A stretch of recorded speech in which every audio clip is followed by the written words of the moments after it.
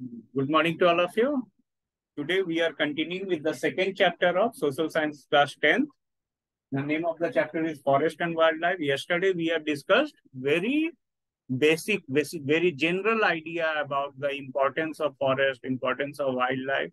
And today we will straight away discuss about the classification of species. We have identified about the flora and fauna in our country. Then few topics were there which are very trending, like vanishing forest is one such topic. The amount of forest cover in our country or elsewhere in the world is disappearing. And what are the consequences? We all know it, yet we are ignoring this problem. The forests are decreasing, they are vanishing day by day, and the consequences are slowly showing up.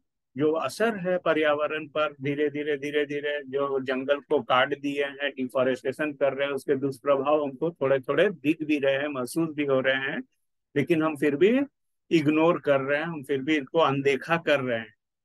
और आज का topic है जो आज start करेंगे वो है classification of species. 10D में ये आज डिस्कस हुआ है, फिर 10C और D ऑनलाइन में एक रिवीजन जैसा भी हो जाएगा। थोड़ा हम टॉपिक को थोड़ा स्पीड में भी डिस्कस करेंगे। नंबर 1 हो गए हैं normal.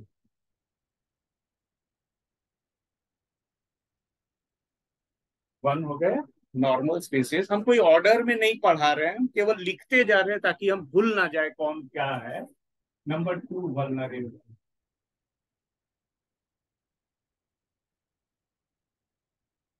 Number 3 endanger.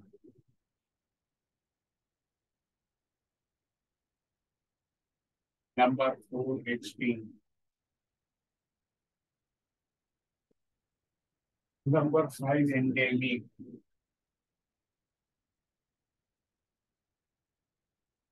Number 6 rare.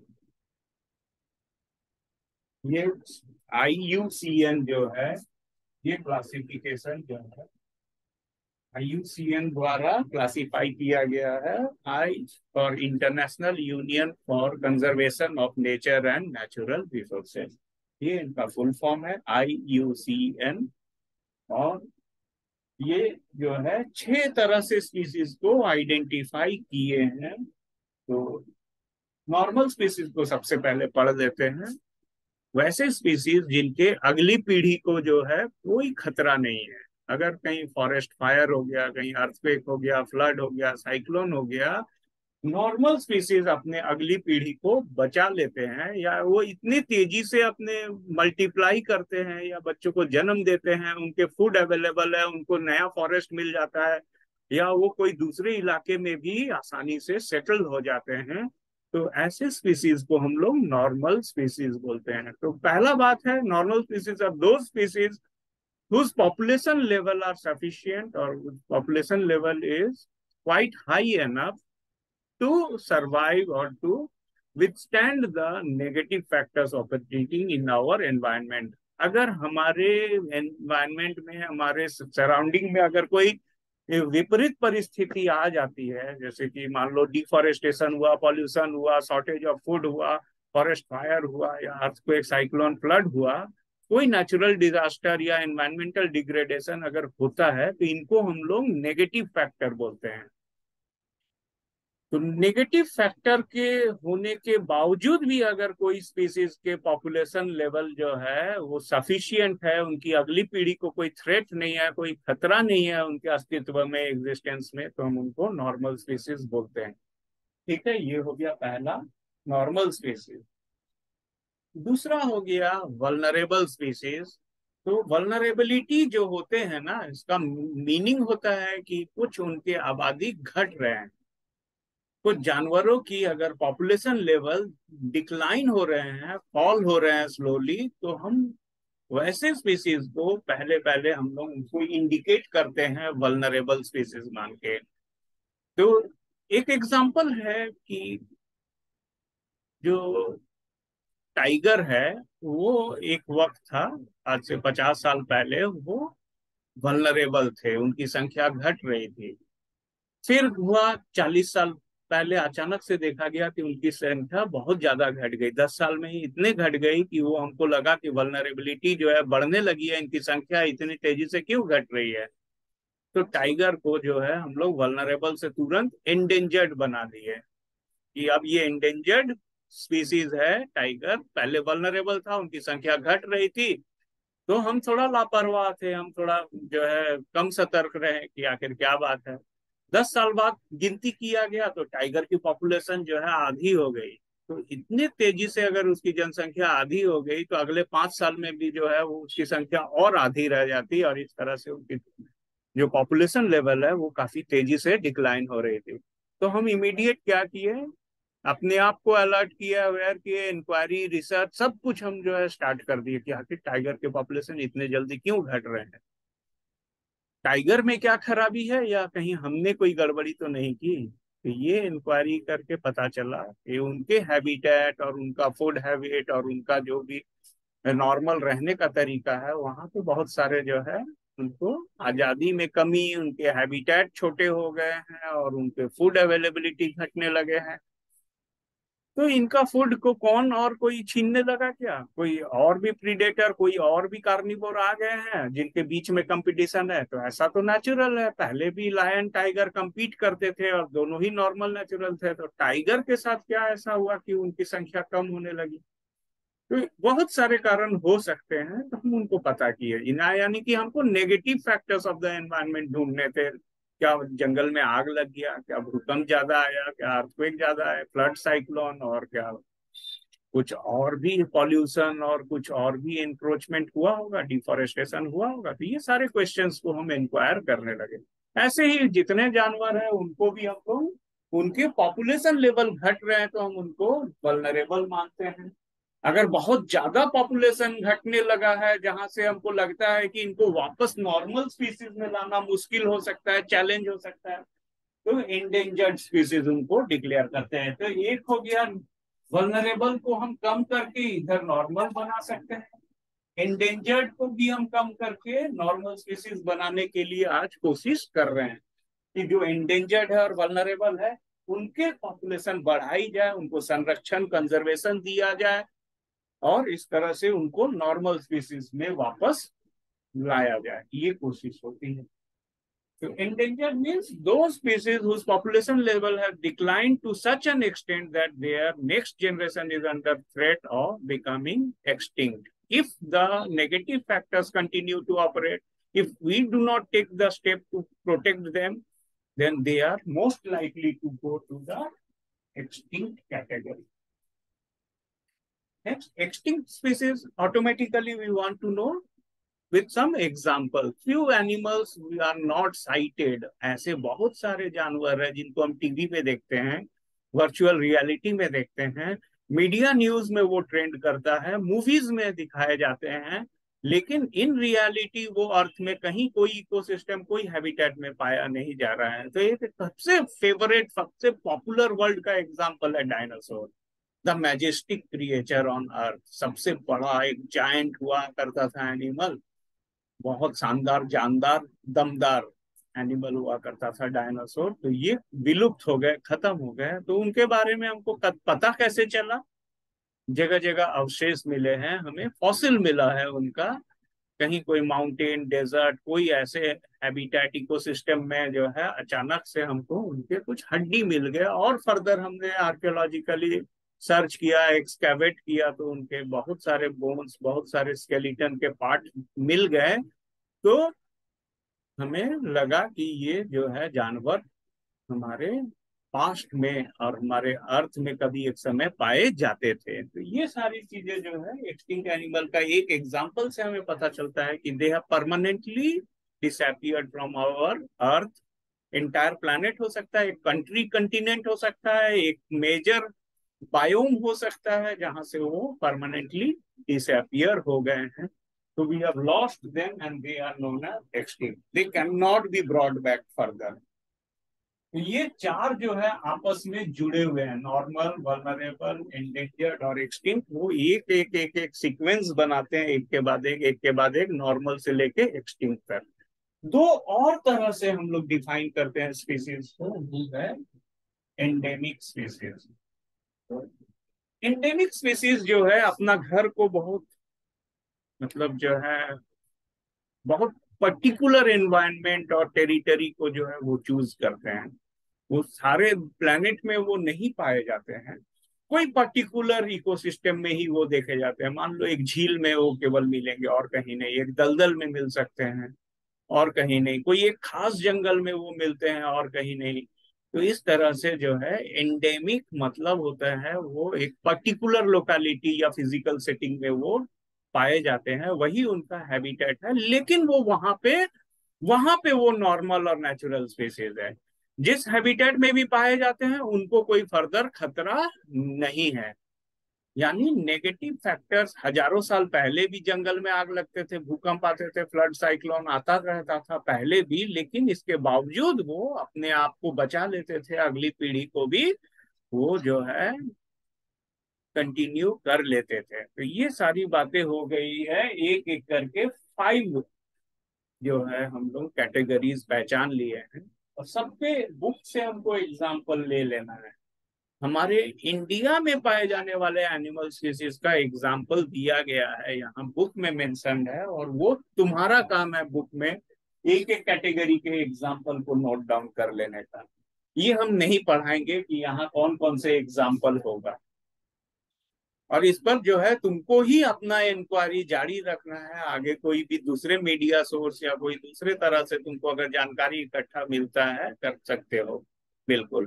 तो यहाँ फीचर्स बता दिए हमने, नेगेटिव फैक्टर बता दिया क्या क्या नेगेटिव फैक्टर है, और नेगेटिव फैक्टर साथ में आजकल एंथ्रोपोलॉजिकल या ह्यूमन मेड फैक्टर्स भी आ गए हैं, जिसकी वजह से इन जानवरों का वल्नरेबिलिटी बढ़ रहा है या वो एंडेंजर्ड लिस्ट में ज्यादा पाए जा रहे हैं।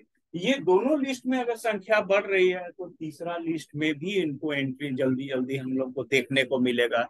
हो सकता है आने वाले 20-50 साल में और भी ज्यादा स्पीसीज हमारे प्लेनेट से एक्सटिंक्ट हो जाए, जैसे कि डायनासोर हो गया, डोडो बर्ड हो गया, वुली मैमथ हो गया, मैस्टरडॉन हो गया, सेबर टूथ हो गया। इस तरह से वर्ल्ड वाइड कुछ जो है बहुत बड़े बड़े जानवर जो है, मैमल्स जो है वो खत्म हो गए, विलुप्त हो गए। एंडेमिक हमने कहा वो एक particular environment, physical setting, particular territory, island, forest हो सकता है, एक इकोसिस्टम हो सकता है जहाँ वो पाए जाते हैं। और लास्ट कैटेगरी है रेयर। रेयर स्पीसीज जो है उसका नाम से ही पता चल रहा है कि ये कभी भी संख्या में ज्यादा नहीं पाए जाएंगे। हजारों साल पहले भी इनकी संख्या बहुत गिनी चुनी थी, बहुत कम समय दिखते थे। रेयर स्पीसीज तो दिखते ही नहीं है, कोई कोई वर्णन कोई कोई लोग कभी देख लिए होंगे और आपस में आके मोहल्ला में बताए होंगे, तो मैक्सिमम लोग सुने ही नहीं, देखे ही नहीं, तो वो खाली सुनते थे कहानी की तरह, लेकिन उनके बारे में ज्यादातर नहीं जानते थे। तो वो अपने आप को हाइड करके रखते हैं। They are very elusive, very attractive, very magnificent animals और प्लांट्स ऑल्सो जो है। हो सकते हैं कोई रेयर पौधा हो जिनकी संख्या बहुत कम देखी जाती है, और हो सकता है कि कोई रेयर एनिमल हो जिनके काउंट, जिनकी गिनती में बहुत कम संख्या है, और लेकिन वो नेचुरल है, वो नॉर्मल भी है। यानी कि हजारों साल पहले भी वो कम संख्या के थे, रेयर थे, कभी कभी ही देखे जाते थे, और आज भी ऐसी स्थिति है। लेकिन आज का नया बात यह है कि आज ह्यूमन बींग्स का पॉपुलेशन सबसे ज्यादा जो है बढ़ रहा है। परसेंट के हिसाब से ह्यूमन पॉपुलेशन सबसे ज्यादा बढ़ रहा है। हम अपनी घर बना रहे हैं, और हम इंडस्ट्री और डेवलपमेंट कर रहे हैं, ट्रांसपोर्ट नेटवर्क बना रहे हैं। नतीजा, हम जो है ज्यादा से ज्यादा प्रकृति को जो है कन्वर्ट करने लगे हैं मैन मेड एनवायरनमेंट में। तो natural environment is slowly shrinking and the human made environment is slowly expanding.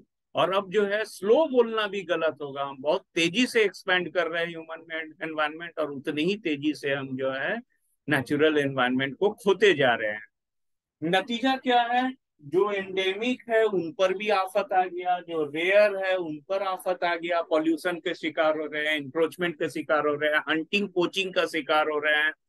तो इस तरह से उनको शिकार भी कर लिया जा रहा है, उनके घर छीन लिए जा रहे हैं। जैसे अगर हमने जंगल काट दिया यानी हमने उनका घर छीन लिया। If we are encroaching in their life, and if we are cutting the forest, that means already we are taking away their safe environment or habitat.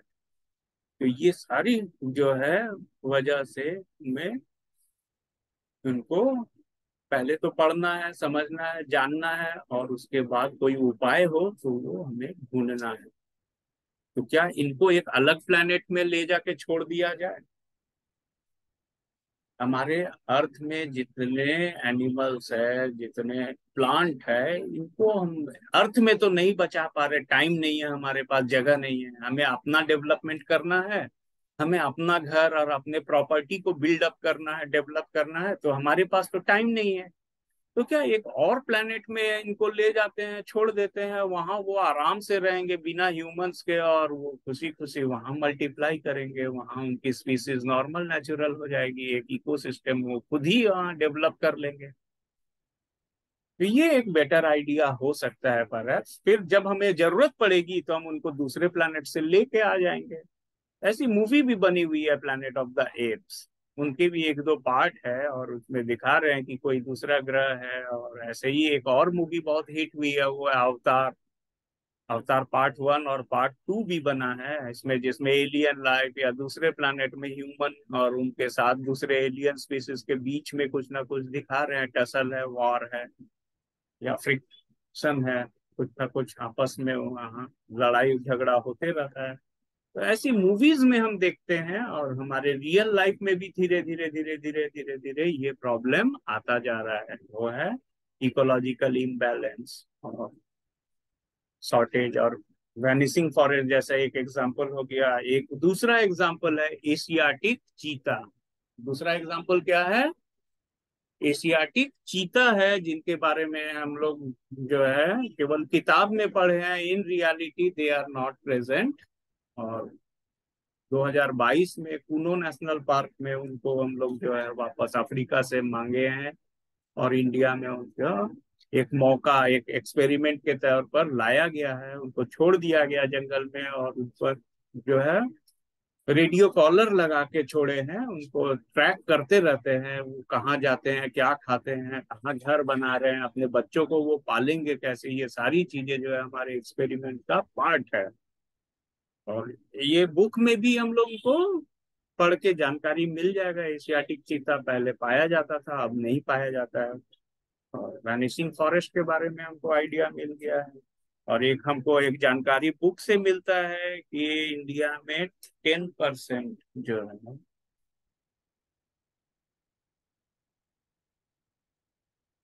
Threatened list का भी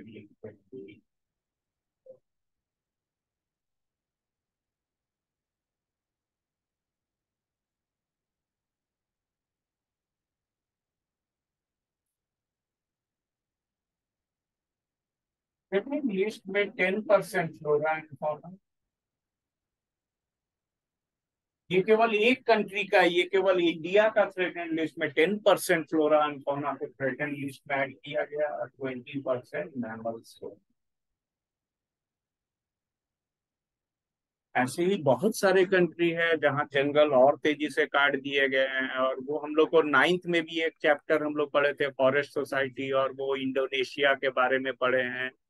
और इंडिया के बारे में भी फॉरेस्ट लॉ और pastoralist के life के बारे में पढ़े हैं, अफ्रीकन पेस्टोरलिस्ट लाइफ के बारे में पढ़े हैं, कैसे यूरोपियन लोग आए हैं, लॉ बदल दिए, और उनसे उनका एनवायरनमेंट, उनकी रोजी रोटी छीन लिए, उनको नौकर बना लिए, और उनको एक्सप्लॉइट किए हैं यूरोपियंस, वो खुद अमीर बन गए हैं।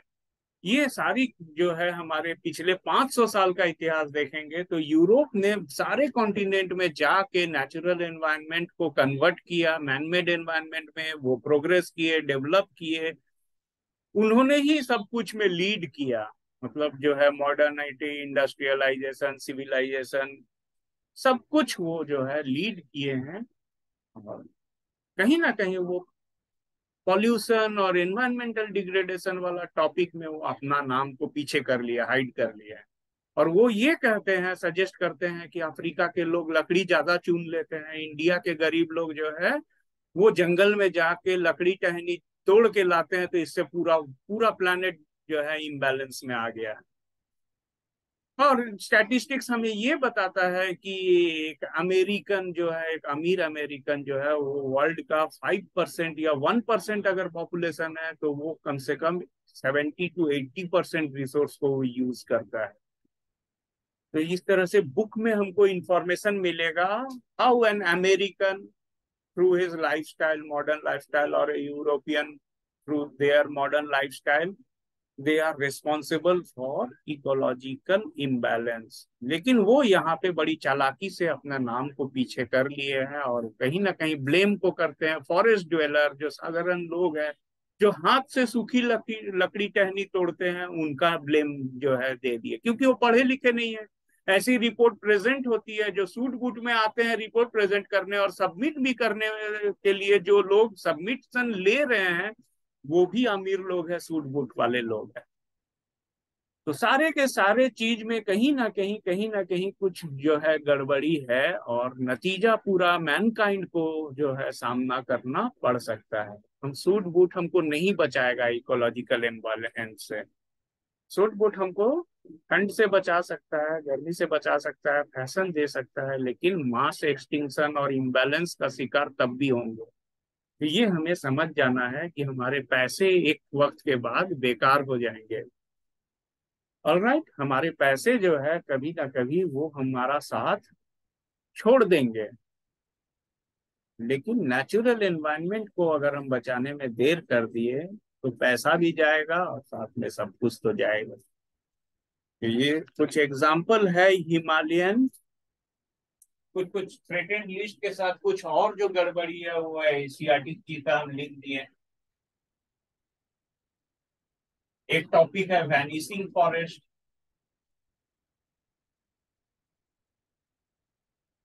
एक टॉपिक है हिमालयन यू।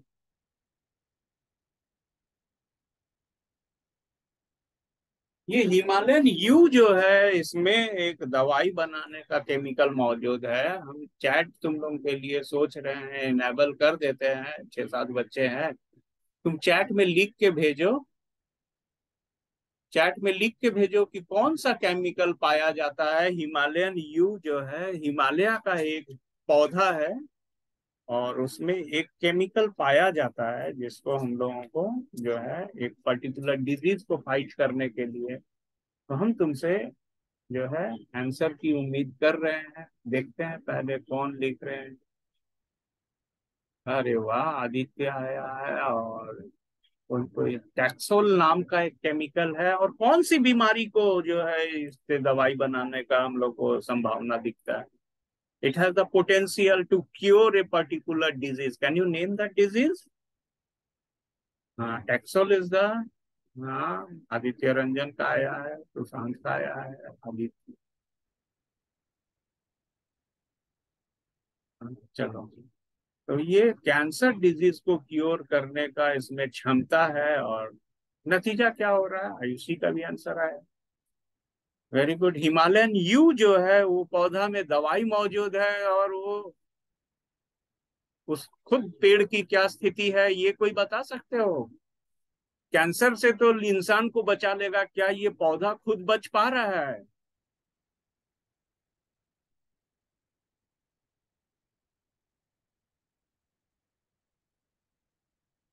अब वो बताओ कि दवाई तो ये दे रहा है, लेकिन क्या ये दवाई खुद इनके जान पर जो है मुसीबत लाया है?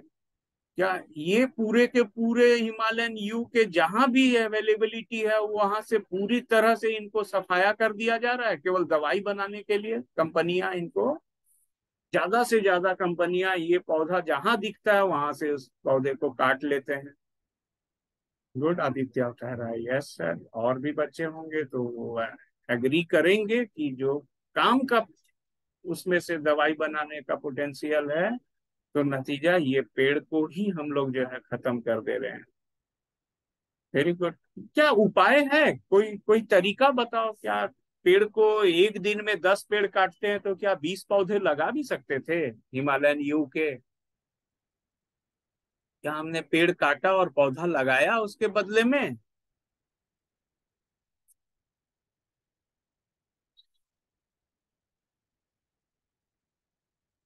एक सबसे साधारण तरीका सॉल्यूशन यही था कि जो वैल्यूएबल ट्री है और उससे दवाई बन सकता था तो उसका गार्डनिंग कर लेते, उसके फार्म डेवलप कर लिए होते, उनकी जो है और ज्यादा से ज्यादा उस पेड़ की जो है रोपाई होनी चाहिए थी, प्लांटेशन हो जाता। उसकी प्लांटेशन अगर हो जाता तो ऐसा कुछ किताब में हमको टेंथ वाले किताब में पढ़ना नहीं पड़ता। तो कहीं हम जो है कहीं हम चाल चल रहे थे कि दवाई है मेरे पास और वो पौधा भी नहीं है, तो कैंसर का दवाई जो है लाखों रुपए में हम बेचेंगे मार्केट में, और सबको यही बताएंगे कि बहुत बहुत रेयर एक पौधा है, उसकी संख्या बहुत कम है और उससे हमको ये दवाई बनाना पड़ता है। और प्रॉफिट तो मिला, हम बहुत जल्दी अमीर बन गए, लेकिन वो पेड़ को हम जो है सफाया कर दिए बहुत सारे छोटे छोटे एरिया से। तो हम लालच में आ गए, अपने प्रॉफिट को देख के सब एक्चुअल मोरालिटी थिंग्स रियलिटी को हम नेग्लेक्ट कर दिए, भूल गए, और वहां पे नतीजा सबके सामने है। हिमालयन यू जो है वो की अवेलेबिलिटी घट रही है। चलो अब जो है हम लोग थोड़ा थोड़ा और ये पढ़ते हैं, बुक में दिया गया कुछ कुछ जानकारी है। पेज नंबर 17 थोड़ा देखेंगे, पेज नंबर 17, वहां negative factors of the environment लिखा हुआ है।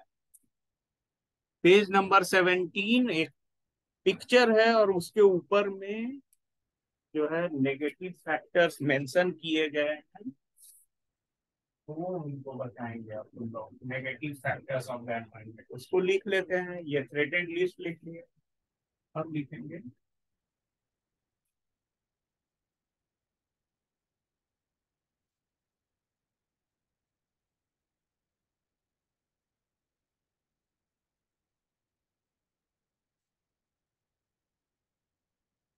Negative factors of environment. जिनको जिनको मिल गया है वो 1 2 3 4 करके यहाँ अपना कॉपी में भी लिस्ट कर लेंगे।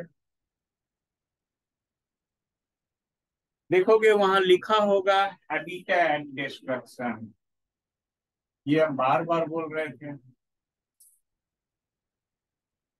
और दूसरा है हंटिंग एंड पोचिंग।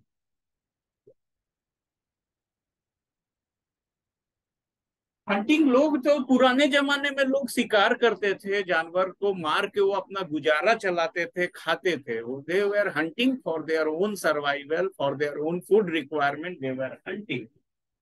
लेकिन कोचिंग क्या हुआ कि अब वो कारोबार में जुट गए, बिजनेस में जुट गया, वो स्मगलिंग करने लगे और जानवरों को जो है बिना जरूरत के भी जो है उनको मारने लगे, बेचने लगे, और उनको कमर्शियल एक्टिविटी में अपने प्रॉफिट के लिए जो है उनको जान से मारने लगे या बेचने लगे। तो ये हंटिंग तो थोड़ा सा जस्टिफाएबल भी था, लेकिन जो कोचिंग था वो गैर कानूनी कारोबार, illegal selling and trade and killing of animal is known as poaching. तो क्या होता है, कभी कभी ये बच्चों को पकड़ लेते हैं और बच्चों के पीछे पीछे उनका पूरा मम्मी और उनका पूरा फैमिली जो है बच्चों को बचाने के चलते खुद पकड़ा देते हैं, फंस जाते हैं।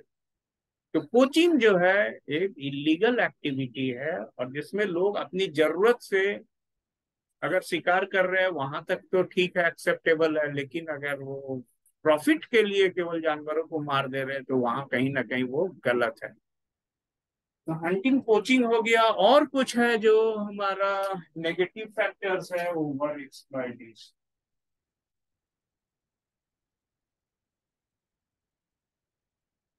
ये लैंड सॉयल वाटर मिनरल जो भी है, अगर ओवर एक्सप्लॉइटेड हो रहे हैं, चाहे एनिमल रिसोर्स हो चाहे प्लांट रिसोर्स हो, कुछ भी हो, अगर वो ओवर एक्सप्लॉइटेड है तो वो भी एक नेगेटिव फैक्टर है। नेक्स्ट इज पॉल्यूशन, और next is forest fire poisoning.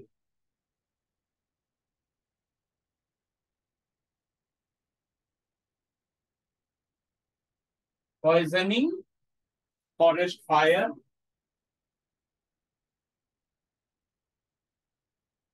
Etcetera. ये लिस्ट में और भी हम बहुत सारे नेगेटिव फैक्टर्स को ढूंढ सकते हैं, नोट डाउन कर सकते हैं।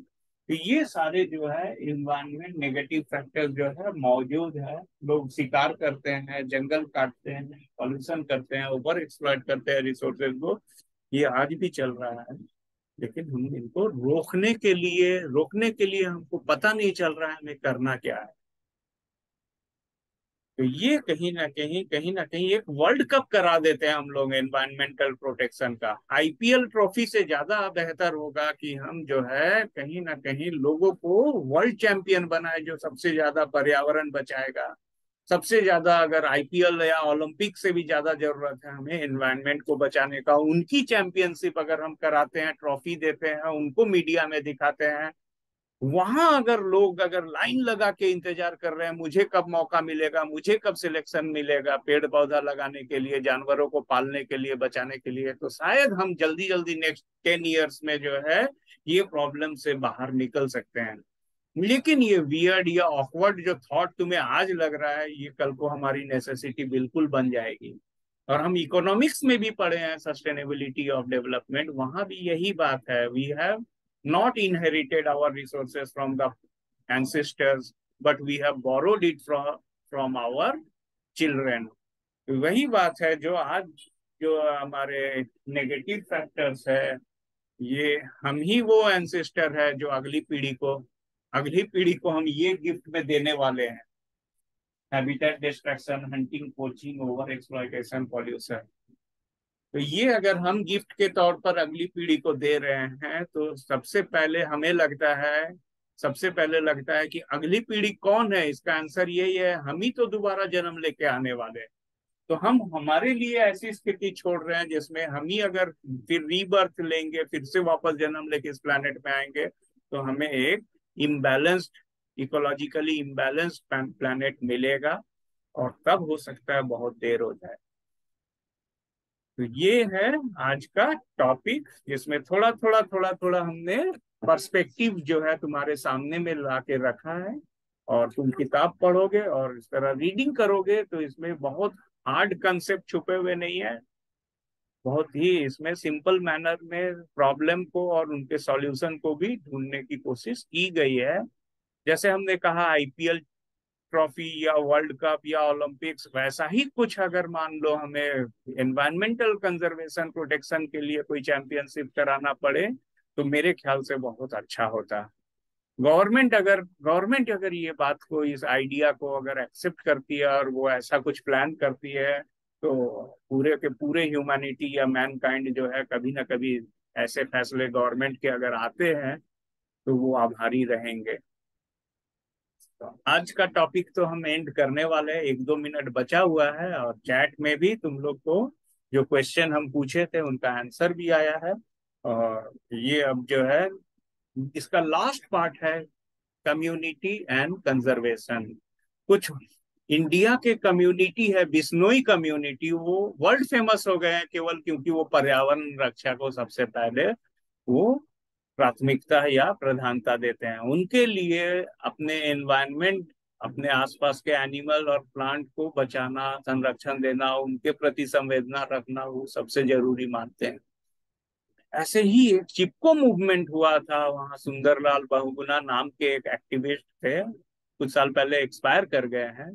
तो सुंदरलाल बहुगुणा ने चिपको मूवमेंट करके जो है पूरे वर्ल्ड को एक मैसेज दिया था, जहाँ लोग अपनी जान दे के भी पेड़ पौधे बचाने के लिए तैयार हो गए।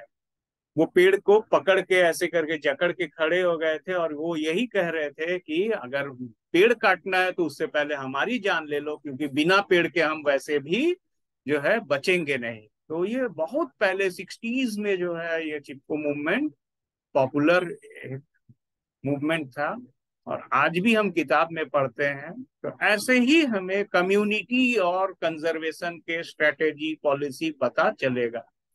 आज हम अपना क्लास अभी बंद कर रहे हैं, और ऑफलाइन में भी तुम्हें कुछ प्रॉब्लम होगा तो जरूर डिस्कस कर लेना। Bye bye to all of you.